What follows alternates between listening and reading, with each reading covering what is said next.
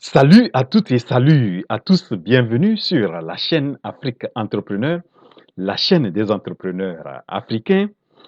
L'Afrique, notre cher continent, nous appelle. Moi, j'ai décidé de faire ma partition en apportant ma contribution.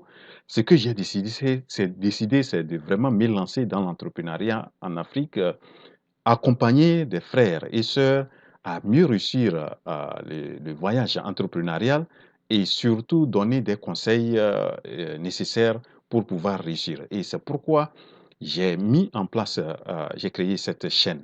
Donc, si vous êtes très soucieux du développement de l'Afrique, vous voulez créer des entreprises, mais vous ne savez pas concrètement comment s'y prendre, la chaîne Afrique Entrepreneur est votre chaîne. Abonnez-vous à la chaîne, activez la cloche des notifications et partagez au maximum mes vidéos. L'Afrique, notre cher continent, regorge beaucoup de potentialités, surtout dans le domaine agricole, mais ces potentialités sont sous-valorisées, ne sont pas exploitées comme ça se doit. Et c'est pourquoi j'ai décidé de vraiment de faire une série de vidéos dans lesquelles je présente des idées de business et en prenant une spéculation et voir quels sont les business qu'on peut développer en prenant cette spéculation. Donc, aujourd'hui, ce que j'ai décidé de présenter, je vais vous présenter 13 idées de business en or qu'on peut développer dans la filière sushi. Bon, je crois qu'il y a certains, beaucoup connaissent le sushi, mais peut-être certains aussi ne connaissent pas le sushi. Le sushi, c'est quoi? Le sushi est un tubercule et son nom scientifique s'appelle euh, euh, Spirus esculentus. Donc, esculentus. Esculentus, ça veut dire un peu ce qui est vraiment succulent, bon, sucré. Voilà, donc c'est un tubercule qui donne le nom, comme le nom ici le dit, sucré.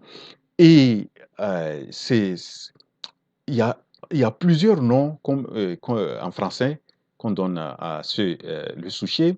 On l'appelle aussi souchet sucré, on l'appelle souchet sultan, on l'appelle noix tigrée ou noix de tigre, ou on l'appelle aussi pois sucré, pois de tigre, pois tigré, on l'appelle aussi l'amande de terre. Voilà donc les noms que si vous voyez sushi ou bien l'amande de terre, vous voyez le pois sucré ou bien la noix tigrée, c'est la même chose. Donc, et c'est une, une spéculation ou bien que le sushi est beaucoup cultivé dans surtout les pays sahéliens, surtout au Niger, au Burkina Faso, au Mali. Nous avons aussi le Nigeria qui produit beaucoup le sushi. Il y a le Togo aussi qui produit. Nous avons le Ghana, la Côte d'Ivoire et je crois le Cameroun aussi est un pays producteur. Et donc, et la plupart de ces pays qui produisent transforment peu et vendent, et surtout certains exportent ça, surtout vers l'Espagne, qui est beaucoup consommatrice du sushi, qui en fabrique un lait qu'on appelle, qui est un lait et qui est beaucoup recherché ou bien adoré par les, les, les Espagnols. Voilà, donc j'ai pu mettre ensemble 13 idées de business et que je pense que vous pouvez vraiment les voir si on arrive à les bien suivre et les mettre bien les étudier et suivre la stratégie normale pour bien développer l'entreprise. Je crois qu'on pourra bien vraiment se faire de l'argent, créer des entreprises prospères et rentables, durables en Afrique. Voilà, donc 13 idées essentielles. Le sujet, ce que je veux aussi ajouter, c'est le sujet est négligé, mais il a beaucoup de vertus, beaucoup de bienfaits, que ce soit sur le plan alimentaire, que ce soit sur le plan cosmétique et sur le plan pharmaceutique et même au niveau de l'élevage. Donc sur le plan alimentaire, il est beaucoup riche en fibres, riche en sels minéraux tels que le magnésium, le potassium, le phosphore, et riche en oméga, je crois oméga 3 et oméga 9, et aussi contient vraiment une protéine végétale très bien. Et vraiment, donc il y a beaucoup de bienfaits que la chose, ce tubercule possède, et que vraiment, lorsqu'on arrive à bien valoriser ces souchets-là, on peut en tirer beaucoup de ces bienfaits-là. Voilà, donc la première idée, c'est que vous pouvez vous lancer dans la production en créant une ferme de production carrément sur le souchet. Donc, votre ferme de production, bon, ça va nécessiter. Moi, je pense que si vous voulez commencer, vous pouvez commencer avec une superficie de 1 quart ou demi-hectare, maximum peut-être un hectare. Commencez avec cette superficie. Lorsque vous maîtrisez, vous pouvez vraiment aller agrandir. Ça va vous demander d'acheter ou bien d'acquérir un terrain. Si vous l'avez déjà, c'est bon. Mais le souchet a vraiment, il faut suivre certaines techniques, et ces techniques, surtout au niveau de la récolte, où vraiment c'est un peu complexe la récolte. Donc, il faut vraiment un peu étudier la culture, sa production, et aussi l'après-récolte. Donc, vous pouvez vous lancer dans ça, et lorsque vous faites la récolte, si vous voulez, vous pouvez la sécher et la vendre lorsque ça serait cher, ou vendre ça aussi frais. Voilà, donc si vous êtes aussi producteur, je crois que vous allez voir que vraiment, c'est un bon business. Voilà, donc ça c'est la première idée. La deuxième idée de business, c'est que vous pouvez acheter, ou bien chez les producteurs, vous achetez, si c'est vous qui vous ne voulez pas, si vous êtes producteur, mais vous pouvez faire aussi cette transformation, ou bien vous vendez directement. Maintenant, si vous êtes quelqu'un qui ne produit pas, vous allez acheter ça chez les producteurs. Et lorsque vous achetez ça, vous allez vraiment bien nettoyer ça, sécher bien, et avoir un bon emballage. Et regardez cet emballage-là, très présentable, et qui indique le nom, le type du produit. C'est la noix tigrée entière ou séchée, et qui est bien emballée. Et bon, vous allez voir que il y a aussi l'anglais. Et vraiment, vous allez voir aussi la reconnaissance le département d'agriculture aux États-Unis en tant que produit bio, et qui n'est pas, c'est un produit aussi sans, qui n'est pas génétiquement modifié, etc. Vous voyez? Donc, vous devrez avoir une idée de bien avoir un emballage qui est très attrayant. Donc, ça, c'est et lorsque c'est séché, on peut consommer ça. Lorsqu'on veut consommer, on peut mettre dans l'eau, ou bien certains peuvent consommer directement comme ça, ou bien mettre un peu dans l'eau pour que ça devienne un peu moins dur. Voilà. Et où on peut en fabriquer d'autres produits à base de ce sushi séché. La troisième idée, c'est vous pouvez avoir aussi le souchet tranché. On fait on découpe ça de façon, chose un peu sous forme de feuillets. Et lorsque nous avons ça bien emballé aussi, et ça peut être utilisé pour lorsque vous voulez prendre peut-être des yaourts, ou bien vous pouvez prendre ça comme ça, comme amuse-gueule, ou bien accompagner ça avec des smoothies, ou, etc. Beaucoup de choses que vous pouvez faire avec le sushi tranché. Voilà, donc ça c'est la troisième idée. La quatrième idée, vous pouvez avoir la farine de sushi. Et la farine de sushi est très riche comme je l'avais indiqué. Le sushi est très riche en fibres, c'est riche en sels minéraux, et le magnésium, le potassium, le phosphore, le zinc, même le fer. Et donc, et en vitamines même, il est riche en vitamine D, et je crois vitamine D, E, et en vitamine C, je crois. Donc, Et cette farine-là peut être utilisée pour fabriquer beaucoup de choses. Vous pouvez la boire comme, faire comme bouillie, vous pouvez utiliser ça pour fabriquer les gâteaux, vous pouvez utiliser ça pour fabriquer des crêpes, etc. Beaucoup de choses que vous pouvez euh, faire avec, mélanger avec peut-être d'autres aussi farines. Et surtout donner ça peut-être aux enfants, c'est très bon pour les enfants aussi. Et vous pouvez aussi faire fabriquer le lait de souchet. Et le lait de souchet, beaucoup, voilà, donc en Espagne, c'est l'un des laits le plus aimé et qui s'appelle horchata, horchata de chufa. De chufa, je crois, c'est le nom espagnol du souchet.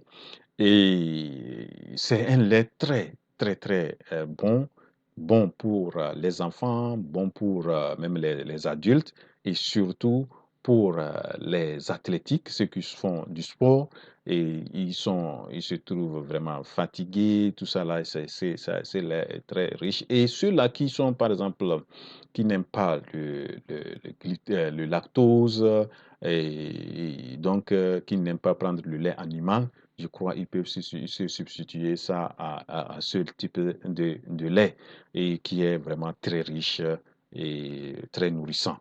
Voilà, donc ça, c'est la cinquième idée. La sixième idée, vous pouvez en fabriquer la crème de souchet. Donc la crème de souchet est vraiment aussi très riche et on peut utiliser ça pour faire d'autres plats ou manger ça comme ça ou bien manger, mais faire avec peut-être du pain, etc. Donc il y a beaucoup de choses aussi que vous pouvez faire avec cette crème. Il y a aussi le beurre de souchet. Le beurre de souchet n'est pas très loin aussi de, et le beurre de souchet, le beurre de souchet peut être aussi utilisé dans l'alimentation. On peut aussi l'utiliser pour fabriquer certains trucs cosmétiques, etc. Donc, et même chose comme crème, et on peut utiliser aussi pour dans la cosmétique. Et on peut aussi en fabriquer les biscuits du soja. Donc, le biscuit vous m'excusez, le biscuit de soucier. Le biscuit de soucier est très riche, surtout bon pour les enfants. Et vraiment, donc, on peut bien faire ça, vraiment avoir un bon emballage.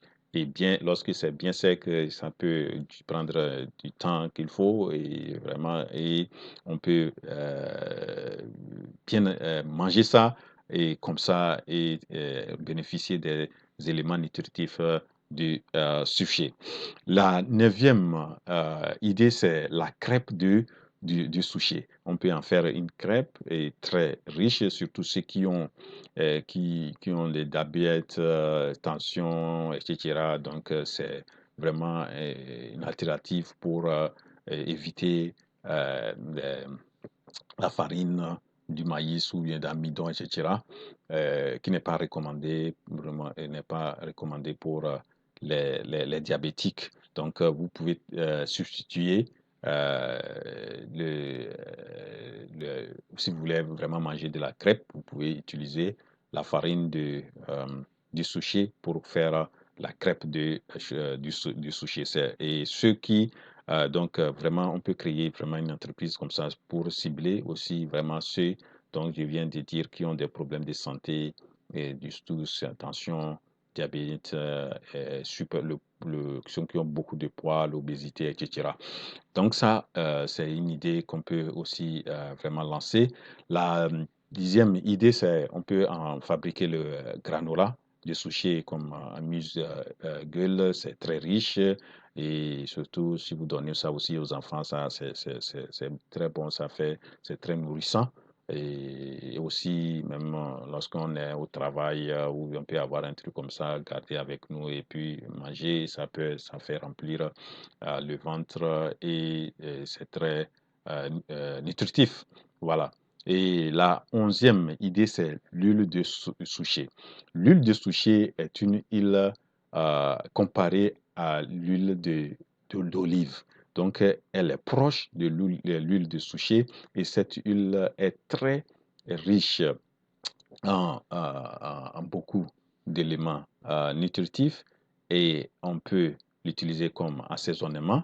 On peut l'utiliser dans la cosmétique et dans la cosmétique, paraît-il que ça fait rafraîchir ou bien la peau, ça raffermit la peau, ça fait aussi adoucir les cheveux et aussi sur le plan, on peut l'utiliser aussi sur le plan cosmétique, sur le plan cosmétique, en cosmétique, et peut l'utiliser aussi en industrie textile.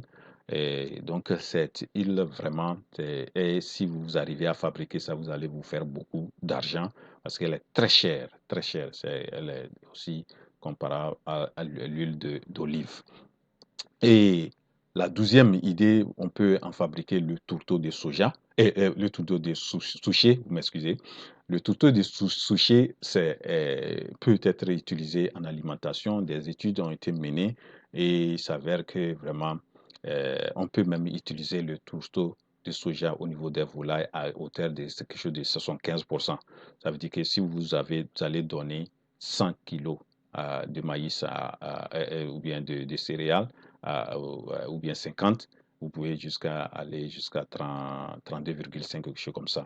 Donc, voilà, et le tourteau de soja est très bon et on peut le nourrir aux volailles telles que les poules, poulets de chair. On peut les donner aussi aux dindons, aux canards, etc., qui sont vraiment très friands du sushi. Donc, voilà, et on peut aussi l'utiliser euh, au niveau des poissons, mais je crois qu'au niveau du poisson, il faut bien fabriquer ça bien. Et on peut utiliser aussi le sushi pour en fabriquer la pâte de sushi. La pâte de sushi, permet d'utiliser pour la pêche.